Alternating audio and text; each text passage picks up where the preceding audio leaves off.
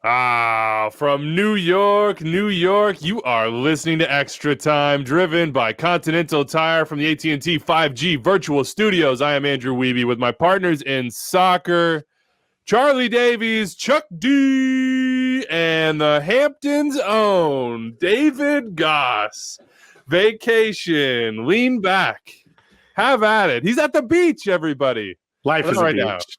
These are the words I live by. I'm basically Tommy Bahama right now. That is the most, before we get to what is a packed show, because we have Wednesday night, Tuesday night even, Daryl Dike in Orlando City laid it on, the earthquakes, and then an entire weekend of action, plus a conversation with Robbie Rogers and Collin Martin. Big news this week in sports, in society, in the world. Carl Nassib coming out, the fifth out and active male professional athlete, team sports, in North America's major leagues. He's the fifth. We had this conversation last week. We talked all about why it is that more have not come out. Well, Robbie and Collin helped us understand that, Charlie and I, but also we saw this big news coming. So congratulations to Carl Nassib. You'll want to stick around for this conversation, part of our Soccer for All speakers series with MLS Works. It's really great. But first, that piece of artwork that said beach on it and had an umbrella and a beach chair that's iconic. That's what every beach house needs, Dave. Yeah, for sure. Tell me about your week. What are you doing? What's it like? My girlfriend's family is visiting me in New York for the beach. And then I'm going to MLS next right after this. Nice. So you've got a ton of soccer coming up for anyone who wants to cue it in on the next great young players. They're visiting you. Your girlfriend's family is visiting you. Yep. My family's home. Okay. Yeah, my family's home. So, yeah, it's a whole new experience for me. And I'm enjoying it quite a lot. All right. Any advice for Dave? Hit us in the mailbag. Let's get after it. Let's just get it started walls, here. So you don't want to say too much. But it's great here. I love everyone. I wish we did this every summer. Best time ever. Anders, reminder of the day. Between the midweek action and previewing the weekend, we may not get to talk much about your team.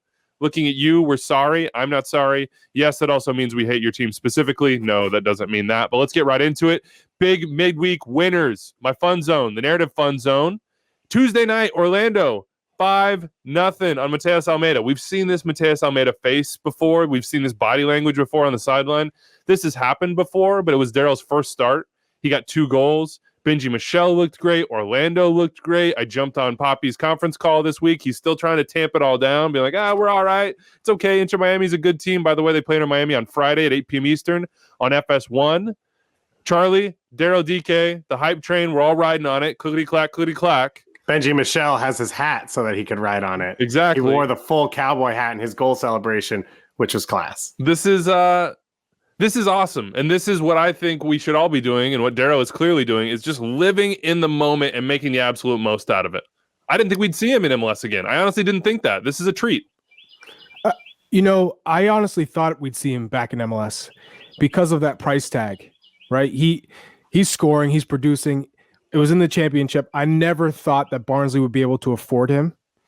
And also, I think from his standpoint, he wants to go to a club that's going to be competing in a top division where he's going to be guaranteed, opportunity. And that's all you can ask. So he comes back to Orlando City and picks up right where he left off. The man is a beast. He's scoring goals. He's holding up the ball. You could tell everyone enjoys him in the 11. He's a player that brings people together. I hope he makes a move this summer. I really do. I hope he finds the right situation. And I think that's really important, that he doesn't leave just to leave. He goes to the right club where he can continue his development. Right now, I think he's in a perfect spot. So if he stays with Orlando and finishes the season, obviously it's going to be great for Orlando, but it's going to be great for Daryl Dike, because it's that continuation of his development playing in that system. Oscar Pereira, one of the most experienced coaches in Major League Soccer, are just going to continue to try and push him to the next level. I love that. And this is a fun team. I mean, they're definitely a different team when he's in the lineup. It's weird to watch it, right? Because I think I put Orlando in my top tier coming into the season. Center forward's their biggest question mark. So Daryl's back. Everything's fixed, right? But Charlie, and I think everyone thinks he's gone in this summer. So it's hard to watch them play and say, oh, they beat TFC 3-2 this weekend, and now they beat San Jose 5-0. Well, this is an MLS Cup team, because you have to in some way mentally couch it at some point with Daryl. And I don't think that it's out of question without him. Obviously, he makes them better. And if they sell him, maybe they're able to use that money this season to bring someone in. But it is odd to watch it go down and sort of remind yourself. And to what we talked about when he was in the championship, again, 2 goals, 2 different ways. That's what's made him so effective. He does some things great, but right now he's doing everything well. And that's what's awesome about his game. Yeah, the ball in behind, rounds the keeper, and then the set piece where he just... The rounds the keeper was not a simple finish. No, it wasn't. It's a tight window, and he hits a laser so that a defender can't block it, and then he gets the set piece header and dunks it on someone. And that was the one where you saw Matias Almeida look like... You knew it was over at that point. It's right after the second half starts. He's just like, yep, we're in for another one here. Yeah. I talked to Poppy, and I asked him, how do you manage this? Because you said it, Dave. This is difficult, and it's difficult for a lot of reasons. Could he go to the Gold Cup and be gone for that? He absolutely could, because he appears to be and probably should be, based upon form and everything else, and the U.S. national team's number 9 depth chart, in the running to be starting World Cup qualifier games. And if he's going to be doing that, he needs to be in form. He needs to be playing. So he has to make a decision based on that side of things as well. I mean, Oscar said, look, I talk to Greg all the time. We're good. We're friends. We know each other well. He wouldn't give away whether he's going to go to the Gold Cup or not. But that's certainly a possibility. The flip side with the sale is Orlando City's going through changes as well on the ownership side. And that complicates things for them as well. They're finally good. They're thinking, oh my God, we might be able to go win something. And then you look at... Can they without Daryl Dike? You also look at a move, but you look at a move now just north of you, right? That happened a few hours ago that we're going to talk about. Is that a window for you? Is it a sale with a loan back for the rest of this season? Does that fit this ownership group, this player, as well as World Cup? Is that the clean fit for this whole cycle, which is playing at his peak in September with Orlando, winning for that ownership group, as well as having a sale going forward that he's excited about? Did we, do you want to give the quote, Dave? I saw you tweeting about it. The Daryl popped off after this from the championship, basically saying, here it is. Yeah, quote, after playing across both leagues, you just see how good MLS is. A lot of people kind of downplay the quality of the league. I think that being able to see both leagues, you can see how good the players are. You can see how strong the league is. Now, is that self-serving a little bit for us, noted MLS supporters, and you could argue homers? Certainly. Daryl always speaks the truth, man. Yeah, Daryl knows his fan base. He knows his job. He knows what he's doing. Him and Leon Flock said the same thing recently, right? He was like, you step on a field with Carlos Vela, it's a different level than what I've ever played at before, and it's a good league. So it's been fun to watch him come back and do his thing, though. Inter Miami Orlando, there's some rivalry stuff to this. 8 p.m. Eastern, Friday, FS1, Fox Deportes, Viernes de Football. Oscar was asked repeatedly about Miami and basically how they're in a tailspin, how they're stuck in the mud. And he was like, oh, no, he did the Oscar thing where he's like, oh, all of our rivals are very, it will be a different game. It will be a difficult game. But this is a statement game, I think, for Orlando. Like, what if they drop a 5-0 on Phil Neville and the boys? It's a massive game. It's possible. It's a massive game because it's one of 2 ways. If Orlando wins it, this is one of the best weeks in their franchise's history. Right? They've only been to the playoffs once. They've been to an Open Cup semifinal once. To put together 3 wins like this, including a 5-0, and then beating Inter Miami at the end, would be one of the best weeks in this club's history. On the flip side, if Inter Miami can gut a win out here, it has the potential to change their season and change their internal perception and the external perception. So this is one of the bigger games you'll have in the middle of June in MLS. Yeah, Miami's like on that knife edge, where if they fall off one way, it almost feels like even 10 games in that the season is just sort of kaput, that there's not going to be any belief. That seems like, I know, look, I said on the last show, when Phil Neville's coming out and praising effort and commitment after a game that you lose and don't look good in, after you've lost twice to DC United, that's the old vote of confidence. You know what I mean? Like, why are you having to talk about that, Phil? Well, it's because it's not really there. We shall see. No Shawcross, no Gregory. Both had their suspension appeals denied, and I think that makes sense as well. You mentioned Caden Clark, though, and I hear the birds chirping in the background somewhere. That's got to be the same for Caden Clark this morning. The news is official. He's headed to RB Leipzig after the end of the MLS season. We've seen a couple transfers like this now go down where you're waiting until winter. I mean, didn't Tyler Adams go down this way? Yep. Yeah. Yes. And then you have Britton Aronson. Seems to be the way that both landed, that this is a decent way for both MLS teams to get what they want, but also the purchasing team to get what they want. What do you think about this, Charlie? As someone who's made a European transfer, Caden Clark going to RB Leipzig, it's not like this is a surprise. We knew this was coming, but now that it's here, what say you? I think it's a fantastic move for Caden Clark. he's a player that is a step ahead, right? He's trying to, I think he's tactically sound. I think he's still trying to find his feet within the Red Bulls organization on the pitch, but also within the league, because we've seen him. He's capable of scoring some incredible goals. But what can you do in between those goals? And he is a creative player. He's always looking to play forward, which he fits this Red Bull system extremely well because of that. I think the intention is to always play forward, to always connect and look to get in behind. But I think with that being said, there's still a lot of room for development. I think it's great that he's going to get to finish the season in New York, and then he'll go to Leipzig midway through the year. Jesse Marsch is there. He's probably going to play that half of that season with the reserves, train with the first team. So you're still getting minutes with the reserve side. And then for that next summer, now every opportunity to gain minutes with the first team. And I think it's a good transition into the European life, the way of things. It's a rigorous schedule, the training, the demands on the field, off the field. So I think it's a perfect situation for Caden Clark to walk into. Red Bulls 2 expert David Goss, you've seen this development further back and more. Whoa. Yeah, what's Look up? at him. He's looking like a proud father. Yeah, a little proud papa. You don't want to. like, yeah, you know what? When you're in the stands and you see your kid score a goal, and you don't want to be like jumping up and down, but you like look around and smile, and you're like, yeah, that's my kid. Everybody knows that's my kid. That's my boy. Listen, there are MLS teams who have developed less national team players than New York Red Bulls too. So, yeah, just throwing it out there. That's good. Yeah. That's good. What have you seen from him? What have you seen from him? Sort of the early Red Bulls 2 days, and they weren't that long. No. Into the Red Bulls and now where he stands. Yeah, I think the first thing is there's those few players that you talk about with coaches, you talk about with players, and they're clearly different. Tyler was the first one. John Tolkien, I think, is on that list as well from everything that people that work around him talk about. And Caden Clark's on that. Just his willingness to work, his understanding of how he can get better, how the professional game works. For a lot of people that don't know, I think his dad runs a gym in Minnesota and his family's, in the health and fitness world. So they've been working with him with these concepts for a really long time. And then the willingness to take a role. So he got to Red Bulls too. He wasn't in the Red Bull system. So he had never played in an MLS system before. And he immediately took the number 10 as a teenager for that team in USL. And it was a tough year, but he was the guy that everything was built around and then was ready to scale up. And that's one of those things.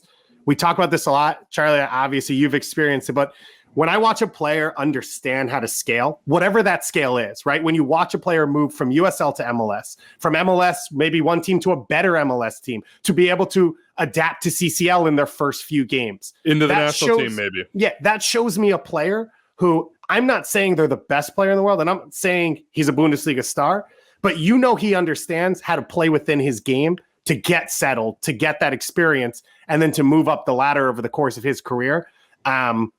I still don't know what his best position is, and that's not a knock on him.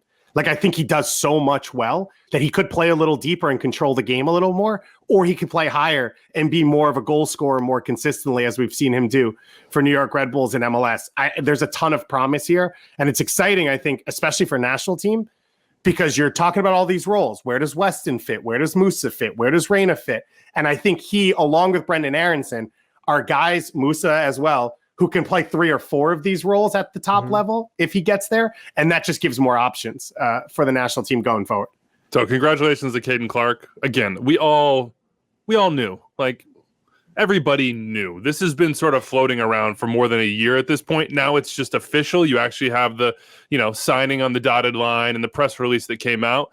So this is the same concept, I think, with Daryl Dike. And it's the way I think we're all going to have to start experiencing this league more and more, which is to live, watch, experience in the moment. How long will we get to see Daryl Dike with Orlando City? We don't know. It might be pretty short. How long will we get to see Caden Clark with the New York Red Bulls? Well, we do know that. It's the rest of the year. So that's your opportunity to tune in and see the kid play in our stadiums against our teams before he takes that next step. And then we can all watch him from afar and celebrate that as well. I love that this league is coming along this path, and there's more and more players. We just got done talking about Gianluca Busio in the same way on the last show. And I wonder if these sort of transfers with the deal done in the summer and the move done in the winter are going to start becoming more of the norm to help MLS sort of get into the market, but also not sacrifice seasons. So can I just say this again for the 800th time on this show? It's not a golden generation. Every time someone asks, now you're talking about a 5-year age group, right? Because Weston and Christian, I think, are about 23. Yeah. Is that right? Does someone feel close there? Okay. Yeah. So now, and you're looking at Caden, who's 18. And so you're talking about a 5-year age gap right now of players who are now going to Champions League teams. This is the second best team in Germany. Whether he's coming from Red Bull to Leipzig, this is the second best team in Germany. This is a Champions League semifinalist from a year ago.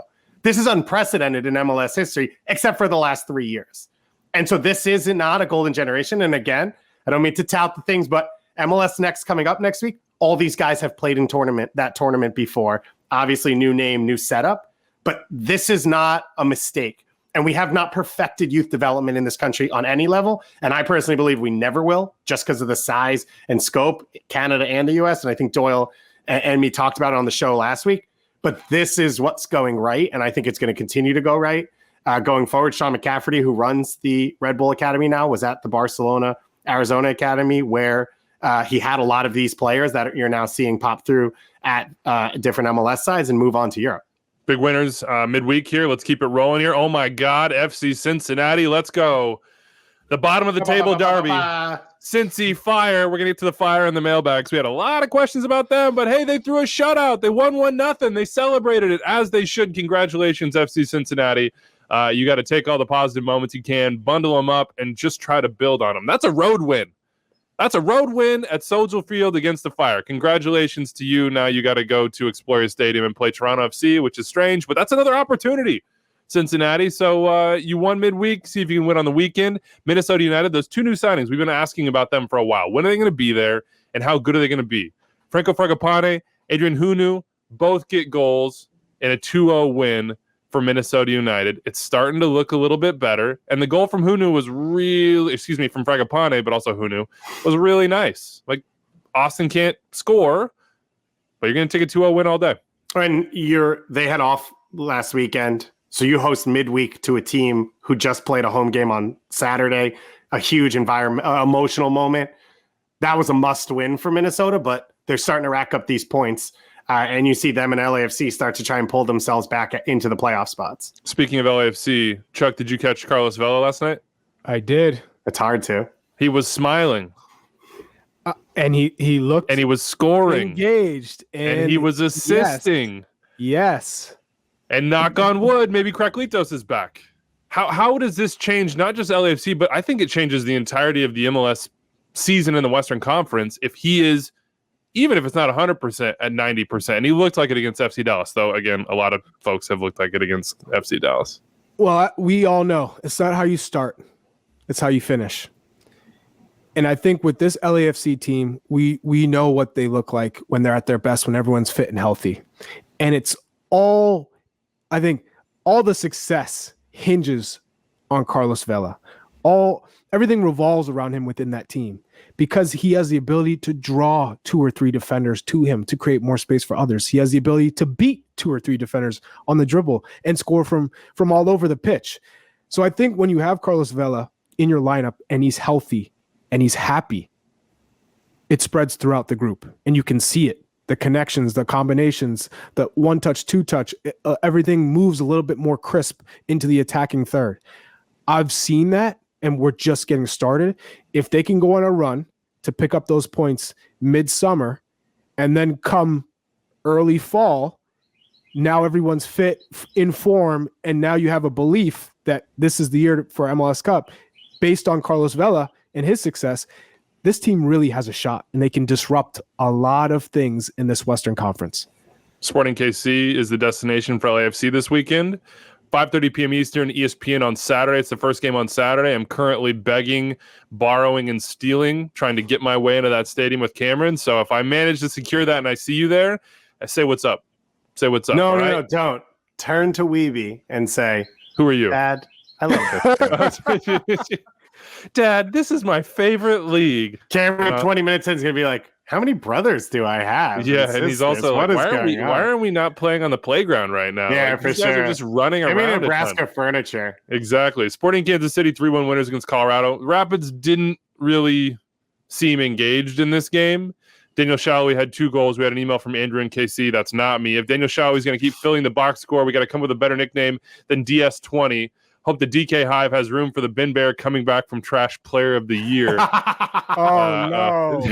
DS20 is no good. Not going to lie. DS20 is no good for Daniel Salloi. But Can we just happy call him The Bachelor? that is a good one. Wasn't he I like on The that Bachelor? one. No, it was like it was on a different show? More of a local access Sporting KC run Bachelor, but there were roses involved. It was on the call up, but I think it was something Sporting KC did. Anyway, he's back. He doesn't want to hear about 2020. He literally said in his post game, Daniel Salloi, after scoring 2 goals, stop talking about 2020. I don't want to hear about 2020. Man. And I could not agree more. I do not need to understand, hear about, or re-experience that year in any way. So congratulations to him. Big game in the Western Conference on Saturday. This game we talked about, Ely's a good stopgap. Now it's been 5 or 6 in a row with him at center back. Fontas looks fairly comfortable as well. This is the test, right? This is Vela coming at you, Rossi breaking through the lines, the ability of Latif or Atuesta to start to pull pieces apart. This is the big test to see if this KC backline legitimately can push them to a title race or whatever it's going to be. And the last piece of the Rapids game that was awesome to see was Felipe Hernandez get a goal. Yeah. Again, academy product. I don't think this is a national team guy. I think this is a really good MLS player. And this is part of what I think KC has 13 homegrowns in their first team right now. This is part of what you're trying to develop is good, solid players that can get the job done. And he's one of them. But congratulations. I might add this as well. For a team like LAFC, like you said, Rossi, Vela, hitting form. This summer transfer market could be interesting for an LAFC if they can go out and get a target striker, a number 9 who's going to get in behind, create more space, also be a goal scorer, another threat. Because the false 9, you know how I feel about the false 9. I don't want to see it. I don't want to. Give me a real striker up there, one who can stretch the back line, hold up the ball, beat people on the dribble, a dynamic striker. Give me that. And if LAFC can go out and get one, that's going to be the difference maker. That is going to be the difference maker. We'll see what happens. Because Charlie offended, but I think Danny Musovsky and Cal Jennings are offended because they don't think they're false 9s. They just aren't as good. Hey, Cal Jennings got his first start. Congratulations to him. I did love him celebrating with Carlos Vela. He's like, on that first goal, he's like, I'm here with Carlos. We're celebrating a goal. It's amazing. Congratulations to Cal Jennings. Sporting KC LFC. First game on Saturday on ESPN. Congratulations to Nashville. They've been telling us, the supporters on Twitter, you don't have to talk about us. It's all good. Don't talk about us. Don't worry about us right now. But then they beat Toronto FC. Late goal from Hackinson. Nice goal as well. Not a nice goal if you're a Toronto FC fan. And here they are. So congratulations to them. They're big midweek winners. Sounders, again, midweek winners, not playing their best. Again, we talked about this is Shield stuff. Like it was a lucky PK. Like a lucky PK at the end to win. But the best part about it is here comes David Ochoa to do a little chatting, and here comes Raul Ruidiaz for the Panenka. Wait, are we really skipping over Nashville and Toronto?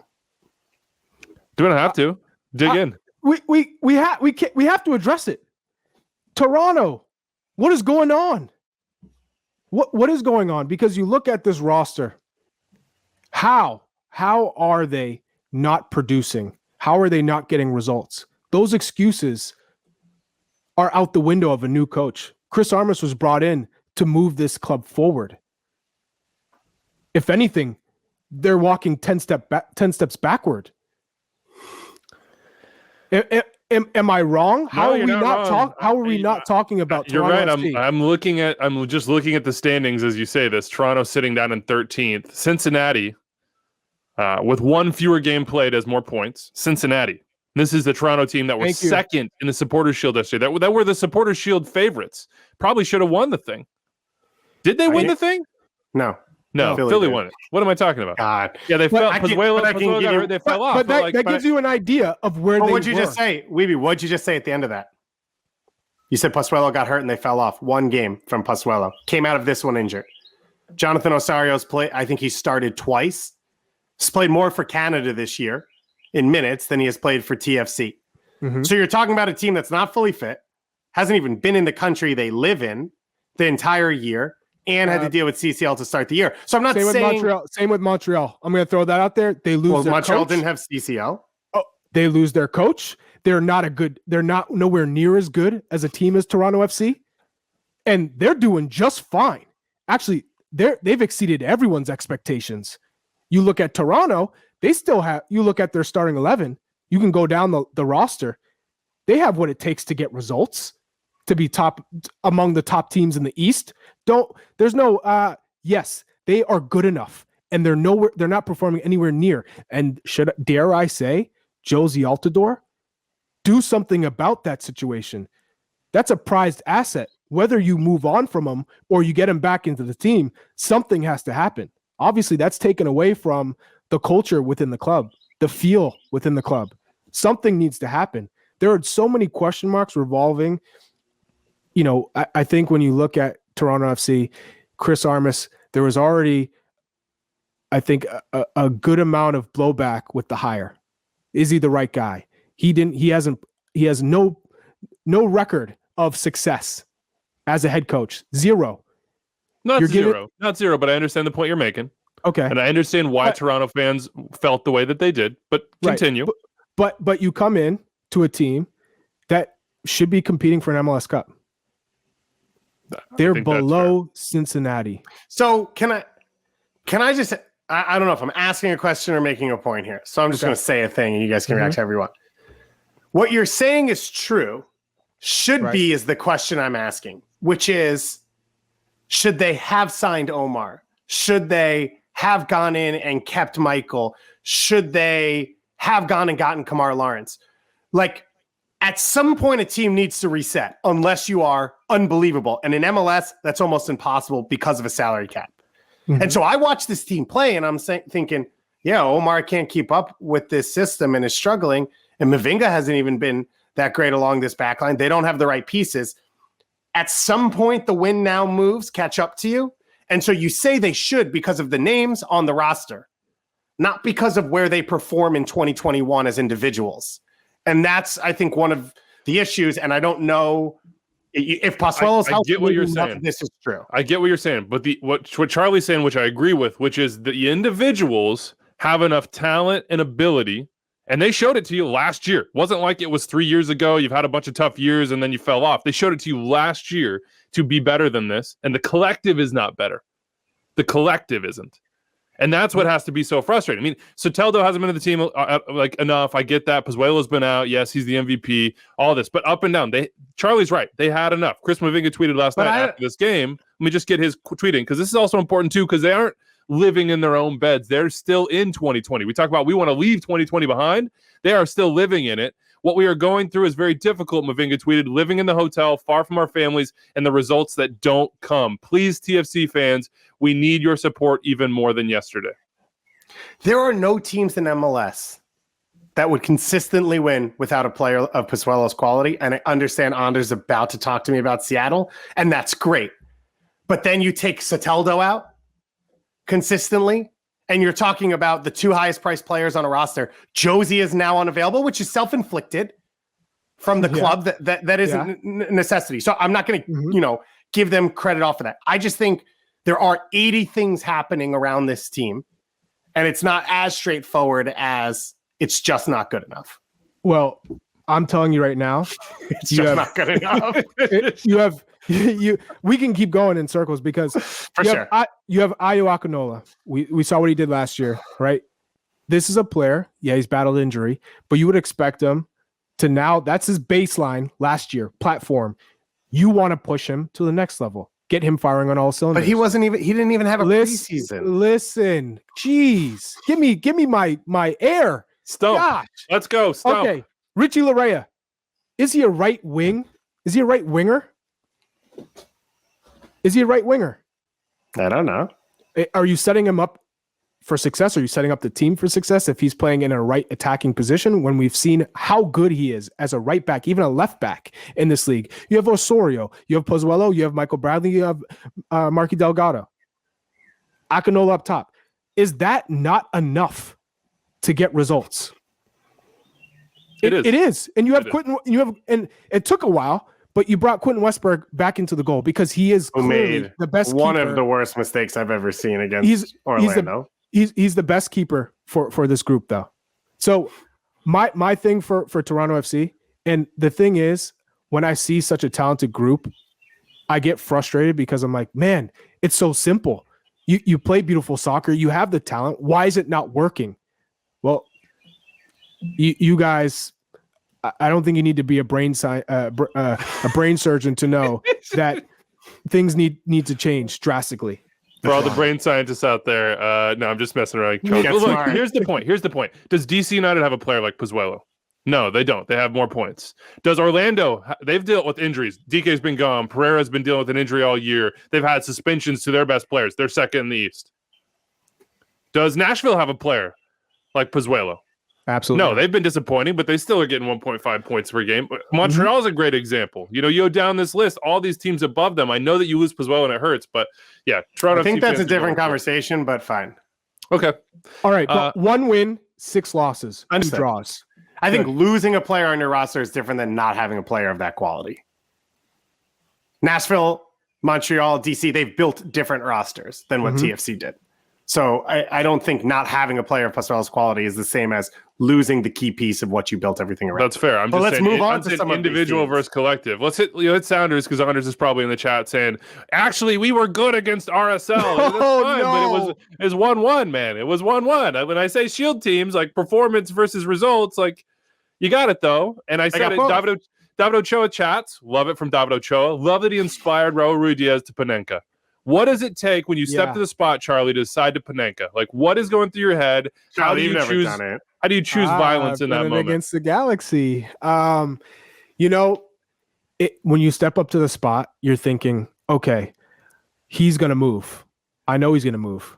It's usually late in the game, they're like, I know he's gonna bang it to a corner. I'm gonna have to get this incredible jump off, and typically the keeper is always gonna move. So you have to have that confidence that I'm going to sell it, like I'm going to just smash it like Ruidiaz did and just lift it. And when you see the keeper leaning and going in that direction as you chip it, it's like the sweetest feeling, because it's like, I outsmarted you. And that's what really hurts the keeper, because it's like, how dare you? There's no way he's going to try something like that.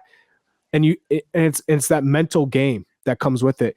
And when Ruidiaz hit it, and it was such a sweet strike, the way he was able to just lift it down the middle, you could see that smile on his face, like, I got it.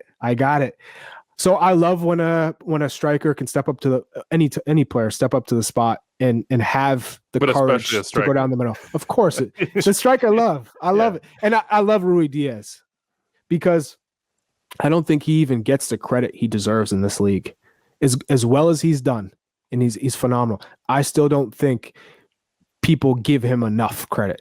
He hasn't had dynamic. He hasn't had an MVP season, but he might be on his way to it. It's him. It's Carlos Vela. By the way, the Revs were very delicious going forward on Wednesday night as well. And my note on Ruidiaz, because before that, he basically missed an open goal. Ochoa comes out. He beats Ochoa. There's a defender in front of him, I think in Silva.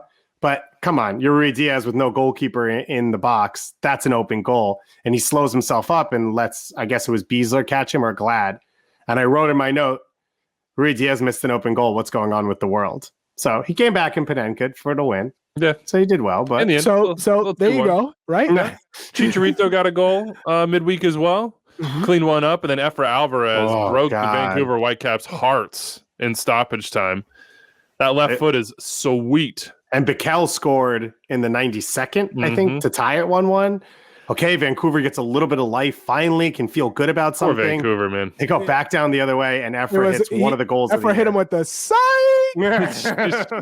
And look, we get a nice matchup on Saturday. San Jose, LA Galaxy, 10 p.m. Eastern, Unimas Tudian English on Twitter. That's a second of a Unimas Tudian Twitter doubleheader. RSL Houston is the other one. Houston, big news. Did they sign a DP? Is that what happened? What's going on here? They got new ownership. Seems like they're going to be really ambitious, want to be really ambitious. One of the first things they did was re-sign Tim Parker, who's been a great signing for them, and then go out and get a Zimbabwean center back from Turkey. He's a DP. I've seen various reports. Guaranteed he's on the team. So the question mark is his roster status, but it sounds like the Houston Chronicle's reporting that he is a designated player. He wasn't going to be when they first started looking at him a few months ago. And since then, he was just lights out to close out the Turkish league. I think he was best 11 3 of the last 5 weeks of the season. It seems like the numbers moved up, and it's exciting to see the new ownership group, as they were coming in, say, let's get it done. I don't know that this is an ownership group that's going to spend. with the LAFCs and the Atlantas. But what I love about this is you've got a front line that works hard. You've got a coach who has an idea that if I press and we play cohesive, we can be successful. And you are identifying the signings that you need. It doesn't mean he's the best player in MLS. He is He is a center back who can recover over the top when you play with a high line, who's comfortable with the ball to help you build out of the back alongside Tim Parker. He's 25 years old. He's a full international. This was what you needed. You didn't need to go out and sign Sergio Aguero. You needed a player who fits you. And then, just from my understanding of the way the deal worked, it's probably a low NDP. Yeah. So if in a year or two, your ownership group comes in and says, oh, we're actually 2 pieces away, you can work those contracts around to go out and get the next Sergio Aguero, Antoine Griezmann, whoever's coming. But I love this type of move for this team, and this is the biggest hole in the team. So now you've got a left center back locked in alongside Tim Parker for 3 to 4 years. Look at what Columbus did with Jonathan Mensah and the way it worked out for them. This makes a ton of sense. Preach, guys. You Teenage pumped me up. Hadibi. Let's go. I got you, Teenage Charlie. Hadibi, welcome to Houston, man. Now they could have used him midweek because they went up 2-0 against the Timbers, and then they drew 2-2. So that wasn't. And great this for is them. this is one of those things with pressing teams, right? Can you put your foot on the ball and control the game? They went up 2-0 and they pushed for the third, but at no point held the 2 goals. And obviously Jabo comes in with the tower header in stoppage time. He's back, baby. Jabo for national team, Jabo for Gold Cup. Got to find my Abobasi jersey. Greg. It's sitting around here somewhere. Pulled on the old Talisman Adidas kit for the day. That has been midweek. Weekend. Check it out, MLSsoccer.com, all the coverage. We've got it for you there, and we'll be back on Monday to break it all down as well. Let's get to something a little bit more important. We say this all the time, and thank you for sticking with us as we cover both soccer, but also life within the game. Before we get to this conversation with Robbie and Collin, I just want to say how thankful I am that Extra Time is part of the Speaker for All series. It's a season-long program by MLS Works in partnership with the league's employee resource groups to amplify underrepresented voices. If you missed our interview with Sean Davis about his Asian heritage and Stop AAPI Hate movement, please go back in the feed, check that out, give it a listen. It's really powerful. Last week, we also spoke to, and I'm sure you heard it, U.S. men's national team player and former Union homegrown Mark McKenzie about Juneteenth and the ongoing job we all have to eliminate racism in our game and our communities. Check that out. Also, go check out MLS's support of Athlete Allies Playing for Pride fundraising campaign. Do you remember a couple years ago, Dave, we talked to Austin DeLuz? I think in 2019, it's his organization, and it's all about making sports inclusive for the LGBTQ plus community and why that's an important mission. So you can donate to that campaign. The link's at MLSsoccer.com on the homepage. So for every goal, save, or game played throughout June, Pride Month, proceeds benefit Athlete Allies education, policy, and advocacy work, and also the Black Women's Player Collective. So it's an awesome cause. One last note before we get to Collin and Robbie. We recorded this, Charlie and I did, last week. Before the Raiders' Carl Nassib came out publicly, he's the first active and out NFL player and the 5th ever in North American major pro sports leagues, male. You'll hear me say in this interview there have been 4 such athletes of all time. I'm happy to say that is now 5. And without further ado, let's get to it. Robbie Rogers and Collin Martin. First of all, welcome and thank you guys for being a part of MLS Works' Soccer for All speaker series. I think I can speak for Charlie when I say we're proud to be here today to have this conversation. More importantly, to listen to what you both have to say. Robbie, Collin, thank you so much for being here. Thanks for having us. Yeah, thanks. It's a pleasure.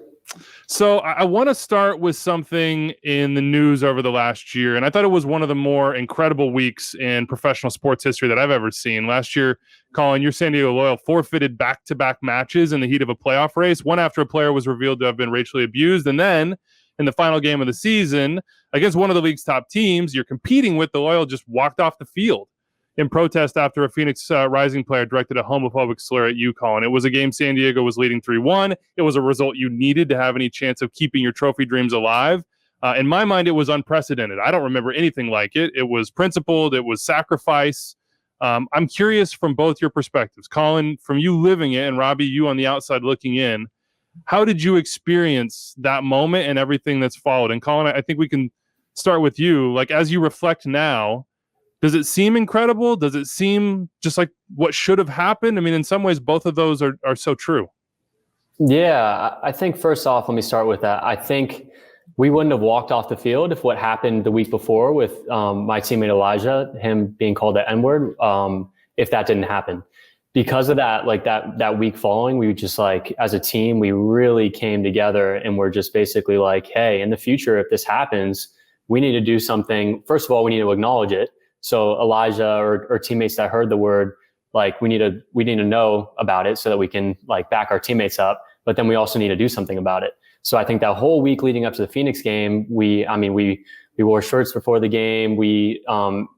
Before the game, we came together as a team to acknowledge what happened. At halftime, we were going to do something with Phoenix where we were going to stand together and acknowledge what was said.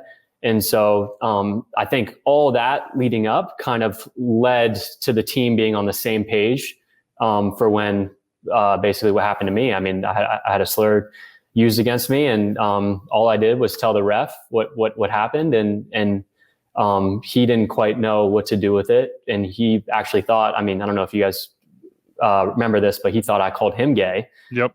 While I was trying to like explain what happened to me. Yeah, like he sent me off. And then obviously my teammates came to him, was like, no, like he's gay. What's going on here? And yeah, so I mean, it's all pretty surreal, but I think because the group was so together and cohesive, their decision to walk off once they knew what happened, once they knew what the coach said to Landon, it was clear that they were ready to make a stand and just support me and walk off the field. Robbie, how much did you pay attention at the time when all this was going on? It was kind of impossible to not pay attention to it. Yeah. I remember hearing about it and reading about it, and it's so interesting to hear the backstory. It's interesting to hear about what happened the week before, although I did read a little bit about that. It's unfortunate that teams have to, come together and discuss these kind of things, but I guess that's the world that we've been living in for a long time. And I think like enough is enough at some point in sports when you're dealing with racism, sexism, and homophobia. But just as an outsider, with Greg, I was talking to my husband, I was just really proud of the way Collin and his team handled it. And even, I'm such a big fan of Landon, even though he's such a weirdo. He was a huge support system in my life, and he's an incredible player and even a better person. So I was very proud of the way they handled it. And it's interesting to hear, I feel like all teams now need to, they can't just focus on the sport. They need to have this kind of internal, code of whatever it is. It's like this, what's going to happen if this happens, or who are we as people, and what does this team represent? So, it's interesting to hear that. And I think all teams need to kind of take that approach to their entire season. So, Collin, I know you spoke about it before. If something happens like this, we're going to come together. Mm-hmm. We're going to make a stance. But were you surprised at all that when it really came down to the moment that you had to stand up, considering you're not going to make the playoffs, you're basically thrown in the towel for the rest of the season to get your point across? Were you surprised by Landon coming to your side, your teammates, the fans? Yeah. No, I mean, I think it can't be understated how much of an impact Landon had in the moment, because he was pretty adamant that he didn't want to play the game. So when your leader in the locker room is saying basically, hey, I don't want us to continue to play this game, it's a big deal. And I think my teammates heard that, and they heard what the coach had said, and they wanted to support me. I also think it's important that I am out, like if I would have in that moment said that this is something that hurt me and I wasn't gay, maybe my teammates wouldn't care as much. They would be like, okay, that's tough, but we all get called some things that we don't want to be called on the field, and let's continue to play. But because they knew me and we've started to build this relationship, they weren't having that, and they felt like this was a moment where they could really stick up for their teammate. Because the week before, we felt like we let down our teammate Elijah because we didn't know all the information, and we weren't able to support him in the moment. And I think so he gets called the N-word, if I can remember right, around the 76th minute. And I think because he's so worked up by it, in the 82nd or something, he gets his second yellow and gets sent off. So if we maybe support him, first of all, we just support him as a teammate before anything that happens on the field. Clearly that's more important. But maybe he doesn't get sent off, and we can just support him. So yeah, maybe, I don't know, maybe if something different happens, I punch Flemings in the face and then I get a red card, and our season's put in jeopardy because of that. But can I ask how much this you guys have had to deal with over the course of your lives as soccer players? Like on the field, was this something like this? Can't have been. This is not the first time, right? Like how much over the course of your years? How did you deal with it? How much did it affect you? You can go ahead, Robbie, if you want. I think that's the thing that stopped me from coming out much earlier. You know, it was different before I came out to after. You know, after the only time I was called, I think it was like a queer or something, it was much more directed at me, and they knew what they were doing. When I was younger, you know, from the age of 5 till I was 23, you know, conversations or being in the locker room or being on a field and hearing faggot or this or that, it was not necessarily, you know, people didn't know who I was. So it was much more internal. It was something that kind of chipped at me every day. You know, it's something that you kind of deal with by yourself. So it's definitely something that affected me my whole life. And even after I came out, it's like years of therapy dealing with all that stuff. But after I came out, actually, I had less of it. You know, I think people, once they're aware of who you are, and they become more sensitive to like what makes you different. And I think that's in a lot of different aspects of life. I would wonder what you guys would say about the culture of sport especially I think on the male side, because I know I was in locker rooms, you know, not being at the levels you guys have played at and thrived at, but I know I was in locker rooms. I know I was in schools. I know I was in places where that was said, and it was said quite a bit. And I can admit to saying, and I can remember the time when I realized, oh my God, look at this connection that there is. Look at the way that this hurts people. Look what this really means. And it was a moment of deep shame for me, but that doesn't erase all those moments for kids and for adults out there. Is there something, what is it about the culture of sports on the male side, or maybe our culture in general? Like, what is broken in your guys' minds? Before I touch on that, I think going back to your last question, for me, it was really tough growing up when my best friends on my teams were using that language. And then there was like a spark in me that I think was around high school when I realized, oh, they don't really mean that. Like that these words are just meant to put people down, and they don't necessarily hate gay people. So that was like a big step for me to like put those two and two together. It doesn't make it easier, and it doesn't make those words being said any less hurtful. But I had to finally tell myself, oh, like just because they're saying that doesn't mean like they really, I don't know, don't like gay people. So I don't know, that was a big step for me. But yeah, I don't know. Just want to say that. I was curious too. When you're in the locker room, is it the fear of your teammates when you kind of announce that you're coming out, or is it more the fans? Because I feel like, you know, Robbie, I've shared a locker room with you since we were 17. And, you know, I always thought that everyone loved you. You're always like, you know, the smiling, fun, you know, teammate that no matter what, and I'm sure you realized after, had you come out back then, we all have been like, you're our guy. Like, that's not going to change anything. We're still going to ride or die with you. But was it more the fear of the fans and that perception every time you go to a venue that you're going to start hearing these slurs? You know, I think it's different for everybody. You know, I think we should all always remember not to kind of put someone's coming out experience. You know, it's what might be true for one person might not be true for all of us. So for me, it was definitely being in the locker room with guys that I felt like although it wasn't true, obviously, you know, you guys were very supportive after I came out. To go back to like, you know, there's years and years and years of hearing like, oh, that's gay, or there's like just little tiny things like that slowly just chip away at you, especially when you're a young kid until, you know, a young teenager, and all the guys in your team you think are straight and all of them behave a certain way. And so you're trying to behave that way. And so like just for so many years of hearing these little homophobic things, even if like Collin said, you realize after you come out, you realize your teammates actually would be supportive, that they would love you, that they're not homophobic, but it's that culture. It's just like that. There's like you know, the footballer stereotype that we all try to live up to. And that is not gay. That is, you know, it's something else. It's very masculine. It's you know, it's whatever Cristiano Ronaldo is.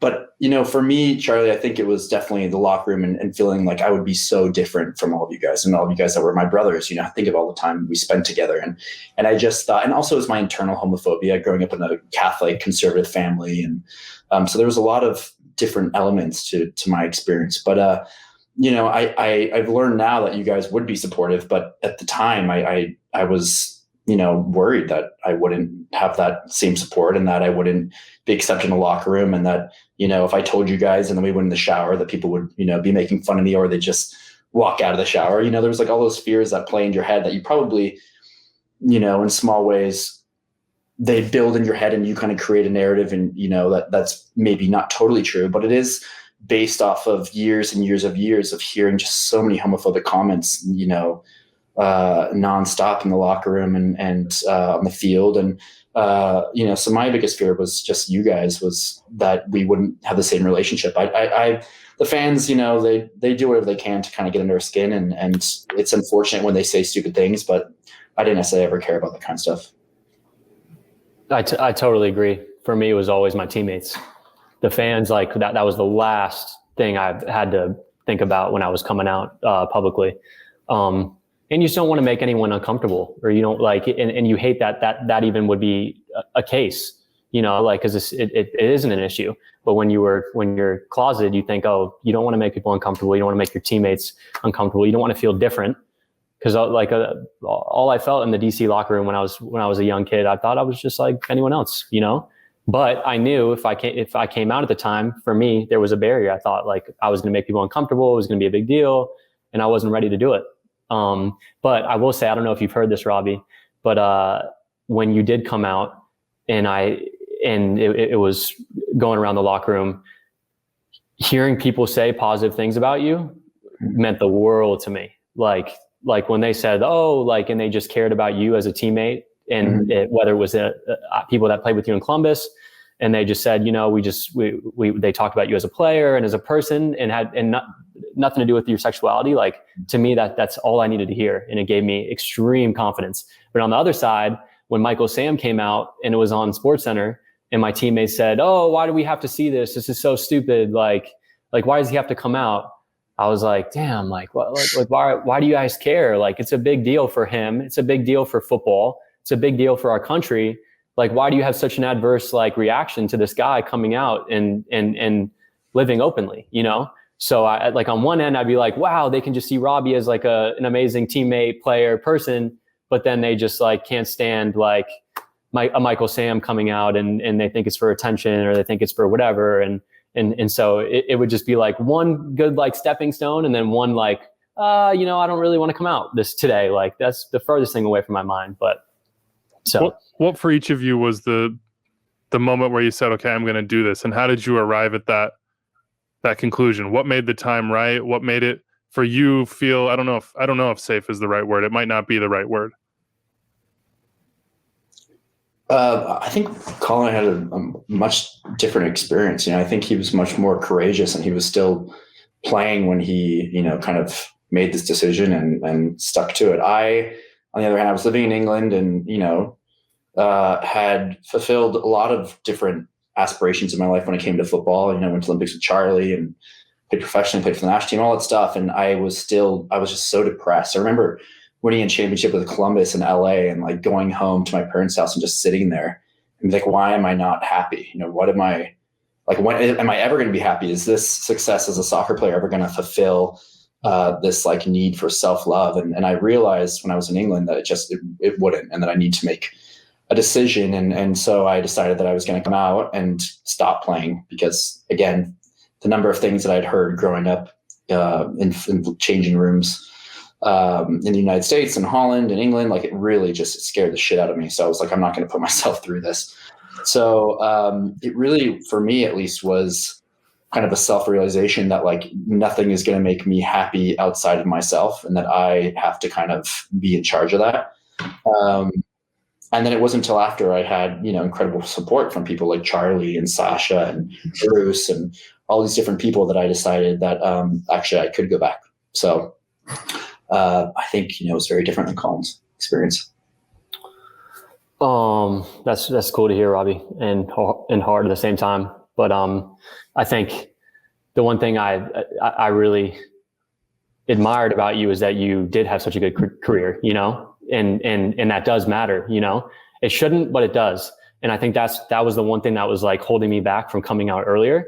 Is I didn't want to come out until I was like an all-star or playing 30 games a year, and it just didn't happen. And eventually I got to the point in Minnesota where I was like, you know, that's not how I'm going to value myself as a person and as a player. And you're just not going to, you haven't played 30 games. So come out, you know, who cares about that? But I just had so much support from my teammates, from my family and from my friends. And I really didn't want to feel the regret of not coming out while I was playing.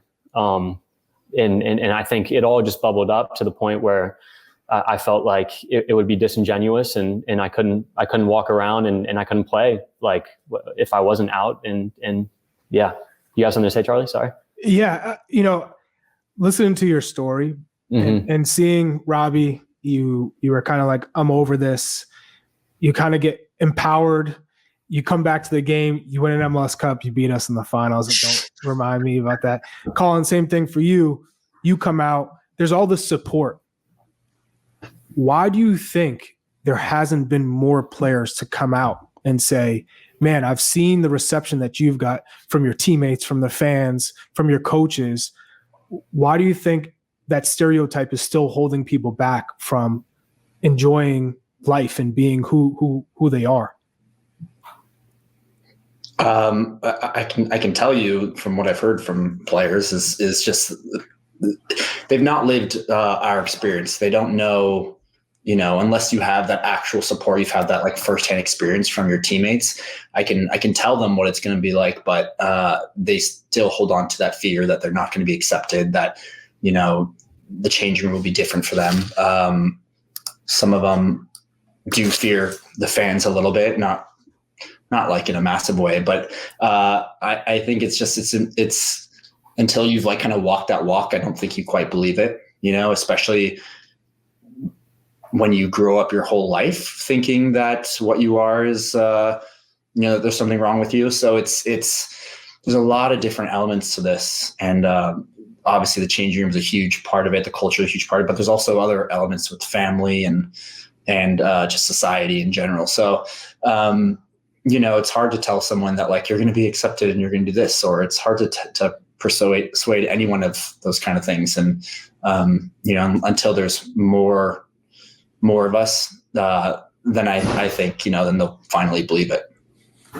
Yeah. I mean, I think Robbie's spot on. I mean, personally, I've tried to highlight my privilege in all of this, you know, like I've been extremely lucky and privileged along this journey to be supported through all those different phases of my life. And I think, like Robbie said, like, if one of those phases doesn't go right, whether it's maybe your family or your friends or an agent or someone at the club, all it takes is one person to give you a really negative experience or make you feel like you shouldn't come out, or make you feel like being gay is the worst thing ever. And it can deter you, you know? So, yeah, like I say, it could be an agent, could be, I mean, you look abroad and you see these clubs in Spain that like you hear these stories of how like the sponsorships in the club hierarchy just won't allow a player to come out. Like hearing that, like if I was in Spain, could I come out while I was playing for a club that just straight up would not allow a player to come out? Like, no, I wouldn't be coming out. Religiously, it was hard for me, like growing up in the church, like, so there's all these different things you have to kind of go through to be able to accept yourself, or just walk away from that hate and be like, or like discrimination and be like, I'm leaving that stuff aside and I'm just going to step forward. So, I mean, a lot of things have to align for you to be able to be out and I don't know, especially playing professional sports, I think still, but we're getting there. I think that's my question about the culture is, and like locker room culture and how we eliminate that, because it is It is endemic. It is there, and guys are dealing with that. And I look at the other side of the game, and not the other side of the game, but I mean, the women's game has so many sort of out, and it's just like there's a critical mass there. There are examples you can follow. There are people at the very top of the game in mainstream society who are writing books and on TV and being loud and saying, this is who I am. We haven't got that on the male side. Is there a way to address, to fix it? And I'm not talking about the pro level even, though maybe I am. I'm thinking more in terms of the beginnings of life. You know, you, Robbie, you talk about those early days of playing and hearing that. I remember all that. I remember what those places felt like, and they definitely did not feel safe for anybody who was sitting there thinking, I'm gay, what do I do? Like, what do you think? What do you guys think about addressing that at an earlier age, and how can we do it? I have a question for you, Rob. Do you think there are a ton of out gay professionals or gay professionals that aren't out? Sorry, was that for me? Yeah. Like, do you think there are? Yeah, like, I mean, there's a few. I don't know if there's a lot. There's a few different levels, right? Like of the game, it could be, because I don't know. I feel like there is a problem. Footballers that are closeted, better than I was, much better. I think there is an issue, like at the youth level. Like I feel like the only way I can make sense of it, if you compare it to the women's game, is that like the amount of would-be gay soccer players at the highest level are just not have left the game for whatever reason, whether it's homophobia or whatever, and then there's just less of a chance that they are to make it professional. Whereas in the women's game, they feel comfortable in their teams, they feel comfortable in evolving as a person. Therefore, there's a higher chance for them to be professional. I don't know. Do you think that makes sense, Robbie, or like? Yeah, no. I Leeds is doing something right now. I think it's smart for all these academies to have like the proper education. I think it's, we talk about changing the culture. First off, like there's so much about a locker room culture that I absolutely love. The bench, it's a playground for men in so many fun ways, and you become brothers. So I'm not saying that like we should kill all that. It shouldn't be this like sterile. Big jokes. Like no. Yeah. So I just want to preface it with like, there's still fun to be had, and there's still all of that to be had. But I think from if we can get to young footballers and soccer players, I was just in England, obviously, soccer players, and teach them about, not just homophobia, but racism and sexism and just respect for people, and about, education and trying to make them complete, not just soccer players, but like just really working with them and what kind of people they are. I think that's going to make them better at their sport. It's going to help them find whatever their passion is outside of soccer when they're done. It's going to help them make better decisions while they are professional. So I think that's really important that we have, that framework in all of our clubs, the Galaxy or wherever it is. And I think people are starting to do it. I know people are starting to do that in England. I think that is a huge factor where we can actually improve just who our professionals are, and the people that represent the U.S. national team and playing in our leagues. I think that's important. I would add, like you said, Robbie, when Bruce came out and said, I support you. Collin, like you said, Landon is a leader coming out saying, hey, we're going to stand by you. I think the leaders within the clubs, whether it be the sporting director and the head coach, but also the captain, coming out every year, if this is what it takes, every single year, whether it's preseason, and saying, this is a squad, this is a locker room that is going to be acceptive of everyone and anyone, inclusive, we're never going to judge you. You're always going to be accepted. I think, like you said, you have leaders who make you feel comfortable and make you feel comfortable in your own skin of who you are and what you're about. I think that will make a difference. Obviously, there's going to be a number of other steps that have to take place, but I think from the core, when leaders come out and say, I stand by any of you for who you are, who you really are, and you're going to be accepted in this locker room, I think that's going to make a huge difference in the end. Yeah. And as Collin's had Landon as a coach, I had him as a captain. So it did make a huge difference for me with the Galaxy for such a long time. So, but there needs to be more leaders like that. And I think coaches need to pick the right captains, not just a player because they're a big name, but also, really to think about that decision, because I really strongly agree with Charlie that, like, you know, to have a captain like that is just going to improve a team in so many different ways. You know, it really is going to keep them together. There's always a point in the season, I think we all know, where like you have a few bad games where you've like 3 or 4 losses in a row and you're exhausted and you have to fly to Houston in like July. And if you have a captain like that, if you have a captain like that, it's just like you're always playing for each other and you bond together, because it always, then there's a point in the season where you turn it around and you have your wins. And so I think it's important to have those kind of leaders in the locker room. What could we have done as a soccer culture and as a society, honestly, better when you both made that decision? It did come out. Like, you know, the hope is that there are more Robbie Rogers and Collin Martins who will be able to make that decision. And how do we better support them? What could we have done better? It's so often with your stories, it's like the positive side, but I'm more curious about the constructive side, where we as a soccer culture and all the people that make it up can make it better. Go ahead. I try to focus on the positives, though. I mean, I felt like when I came out, I've been extremely supported, like by the league, like by my teammates. I think when we do focus on some of the negative stuff, it can be hard for the next person. I don't know. For me, I try to, like, yes, I've acknowledged, like, growing up, the certain things that were tough. But since I've been in the league, it's been like, when I was in the league, it was pretty good. And like, because of my teammate, like if my teammates were horrible to me, and there were some teammates that were still tough, but like, if you focus on that, then the next person isn't going to come out. I don't know. And the league has tried to do their best. And I think, like, even when my friends come to the games and they see what's on the PA before the game and they see the inclusive messaging on the game, like, that stuff goes a long way. And in other leagues, that isn't happening. That type of messaging. And I'm talking about 5-6 years ago, the messaging was already there. So, I mean, we could focus on, there's still obviously a lot of stuff we can be doing, but in terms of like my message and in terms of what I try to highlight, I think I try to stay more on the positive side. But I don't know. What do you think with that question, Robbie?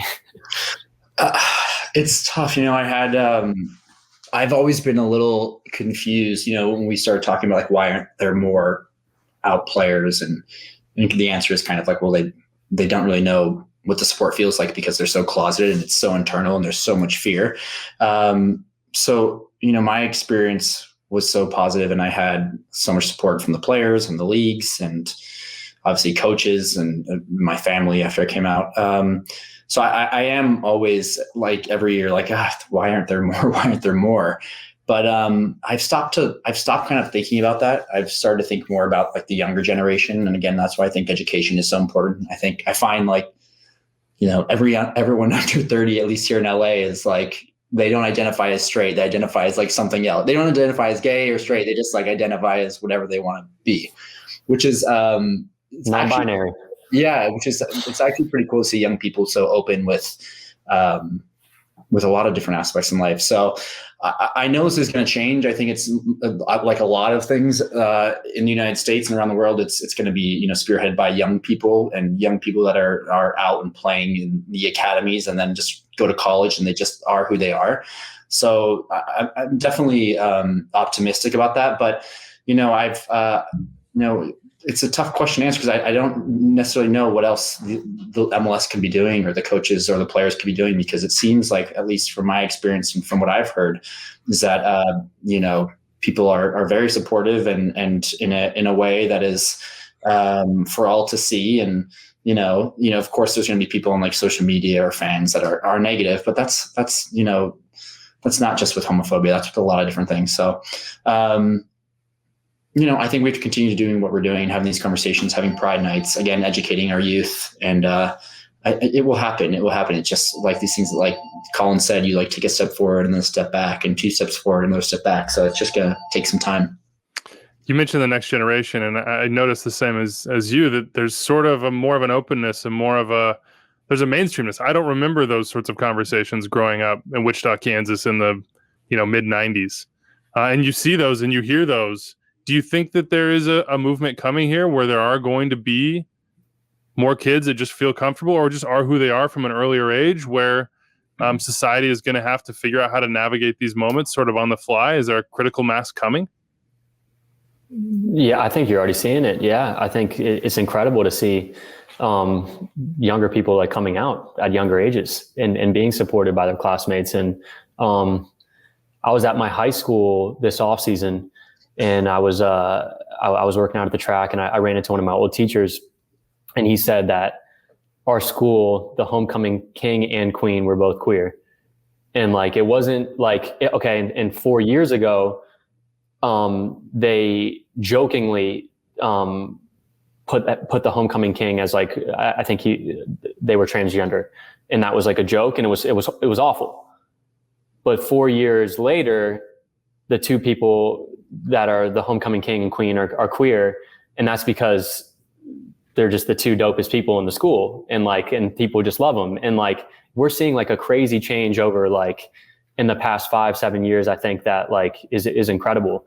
But I think touching on the last point that Robbie made, I think it's really important the work that coaches in the youth side of the game is doing. And I feel like that's the biggest place that we can see improvement. And I think that like the coaches have such a big role in like making sure that like language is inclusive and on teams and making sure that just like their teams are supporting each other and that it's open to talk about these things. And that's where I think that we have seen a big improvement, and then we can continue to make an improvement so these kids can continue to come out and be supportive. And then there will be more queer kids playing or gay kids playing. And then hopefully we'll see that at the next level.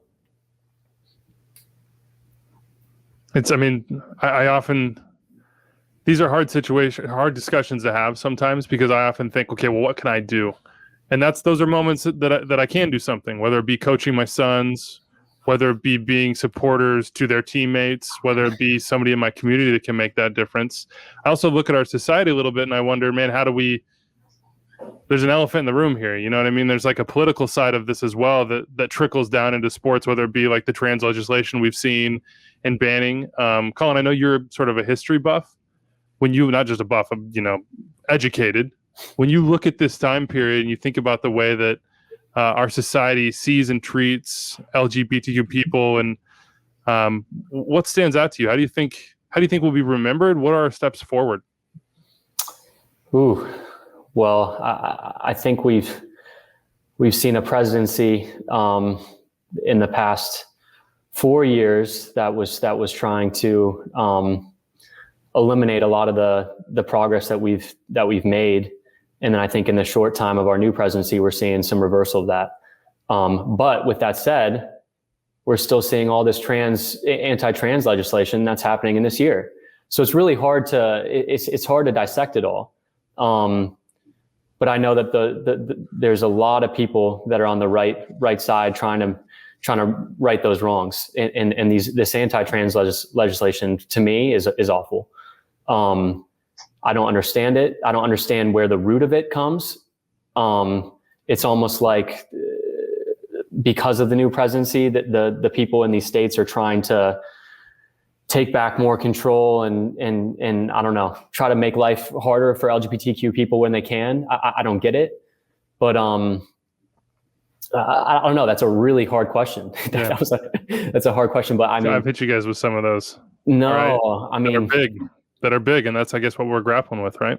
They're big. I mean, it's hard. It's hard when you bring in the historical aspect, like trying to analyze like trends in terms of like when certain progressive policies are being put out there, and then when there's bills and policies like these anti-trans ones that are being put out there with a president like Biden in control. So it's hard to say why these things happen, but I don't know. Robbie, do you want to step in here? Help me out. No, I think you're, stating the facts. I find sports to be like such an interesting like microcosm of the world of the United States. It was like Colin Kaepernick was like taking a knee to, protest police brutality, and then you have different athletes coming out and I came out or at least was playing in 2013 when it was like the marriage equality stuff, during the Obama presidency. So it's so fascinating to kind of see how those two shadow each other. So I think, the United States would slowly move in the right direction. And of course we have scars from the past, whether it's racism, again, sexism, homophobia, but I do feel like we're trending in the right direction. I think people are more aware of the wounds that people carry outside of sports and in sports and trying to make changes. You also see that with the women's sports and equal pay and different aspects. So again, I think that we're all moving in the right direction. Unfortunately, it's slow, and there's steps that we take backwards when it's someone like Trump or these anti-trans bills. But overall, I think that the United States and sports here specifically is heading in the right direction. So I'm still optimistic. I'm still optimistic about the youth and hearing from them. One of the greatest things I think about like coming out and playing was definitely hearing from all the young high school athletes, college athletes, younger than that were just like out and doing their thing, and they weren't as affected as I was by being a closet athlete, and they kind of live openly. So, again, as I said, like it's kind of our youth that will lead us there. I think that's in sports, but also, as we talk about politics in our country, it seems like it's all kind of just slowly moving forward. Even when we have a step back, it feels like people kind of pick each other up and then make changes. I'll end it with you guys here, and we've been going for a while, and just you've talked about the youth and people reaching out to you. I'm curious what you would say to listeners of this show, because we have a lot of people from a lot of different backgrounds, whether it be age, whether it be gender, whatever it is, that listen to this. What would you tell kids that are maybe in the same situation that you were, who are wondering what they should do, how they should deal? Do you have advice? Is there something that you tell people? What would you say to them? Personally, I try to tell people to pick one or two people that love you and that care about you, and when you're ready personally, open up to them and give them the chance to receive you for how you are. And hopefully, in most cases, they will. And if not, then just know that that's not a reflection of the person you are. But most cases, and I can only speak for myself, that when you open up to the people that love you, they'll give you that love back. And then hopefully slowly you can try to expand that and feel acceptance in other places. Yeah, my advice is somewhat similar. Except the difference that I would have done when I was younger is probably find someone away from sports, probably away from my family, that I could have, whether it was like a therapist or, someone at the Trevor Project or at Glisten or somewhere, to just kind of be able to put some words to all these things I was feeling. And that would help me, that could possibly help guide me through these conversations I was about to have. I just think that could be important, because a person like that or people like that, just to be able to get those things, those words and those feelings outside of you and not just hold them all in. I think it's just a very healthy first step to, whether you're coming out to your family or your teammates or whatever, it's just good to kind of have a person to be able to, have this. It's not just an internal dialogue, right? You're expressing yourself and you're getting feedback from someone, and they're helping you kind of make a plan of okay, how am I going to come out to all these people? I wish I would have done that. So that's the only advice I think. I'm not one to give advice usually, but that's one advice. No, that's great advice, Robbie. I think it's been great to hear from both of you. I know we've hit a lot, and you've shared a lot, and I really thank both of you for that, for being here and for being honest with us and everybody listening. Thank you. I would just say thank you, boys. Thanks, Charlie. So that's an important conversation, Charlie, a heavy conversation, one that I think was really illuminating for me in so many ways. And not that I didn't already know that my behavior, the things that I did, the things that I said as a kid, as a youth, as a teenager, as a young adult, I knew that they mattered. But in some ways, I didn't truly understand the impact that they had on people who were looking for support in that moment. And that goes for whether you're thinking about coming out, whether you're a member of the LGBTQ plus community or otherwise. I think we all have a message to take away from that, which is to be supportive, to be welcoming, to educate. Yeah, to be introspective about what the things that we say and do are saying to other people and how that may hurt them, how that may hold them back from being their true selves. So I really thank Collin and Robbie for coming on here to chat with us. And I hope that everyone out there listening learned something, got something out of that they can apply to their own lives and have a moment to think and educate themselves, as you say, Charlie. All right, let's get to the mailbag, 401-206-0MLS, extra time at MLSsoccer.com.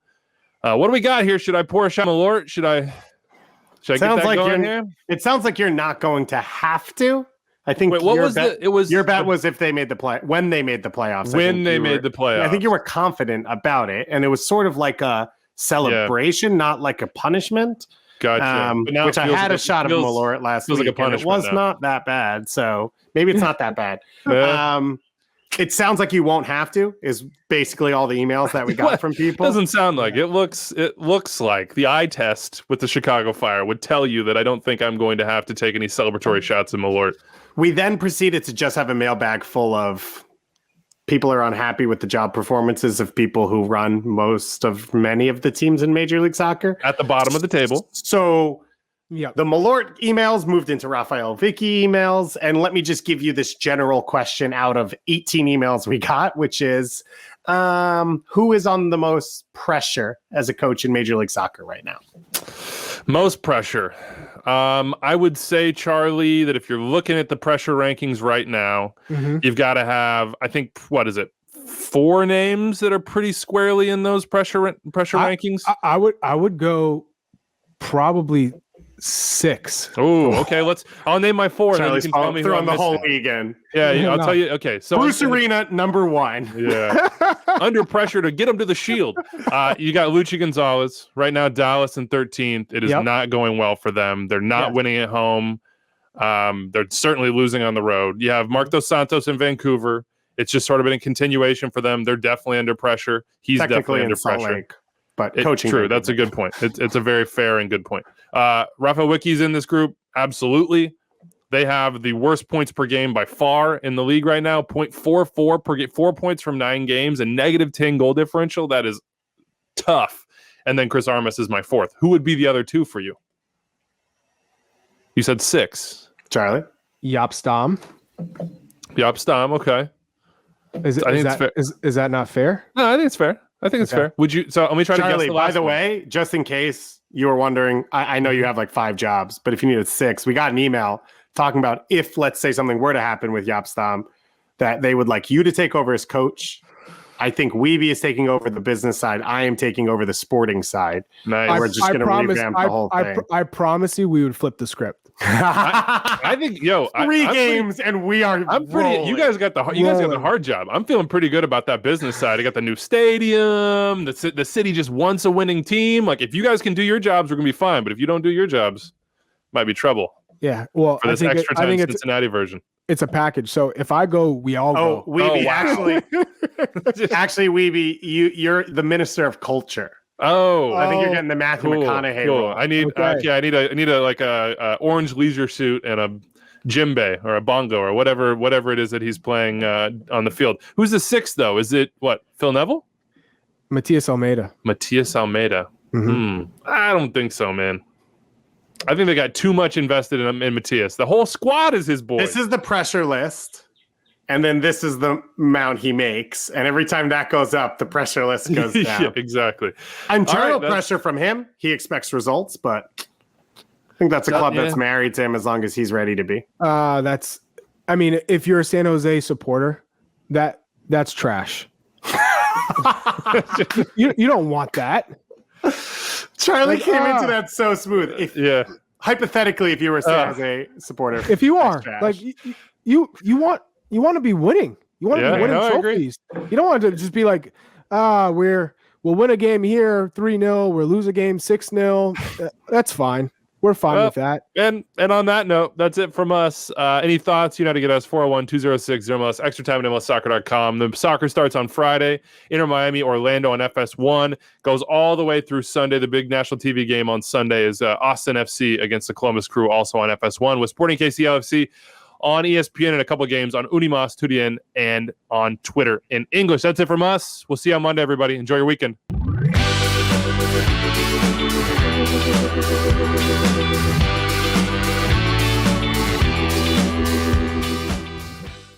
So you made it through and even enjoyed more than an hour of MLS talk with extra time driven by Continental Tire. That means that you should go subscribe to our podcast wherever you listen to them, and you should also check out more extra time on the MLS YouTube channel. If I can point right there, yeah, click right there, and subscribe to the MLS channel right here. Have a great day, folks.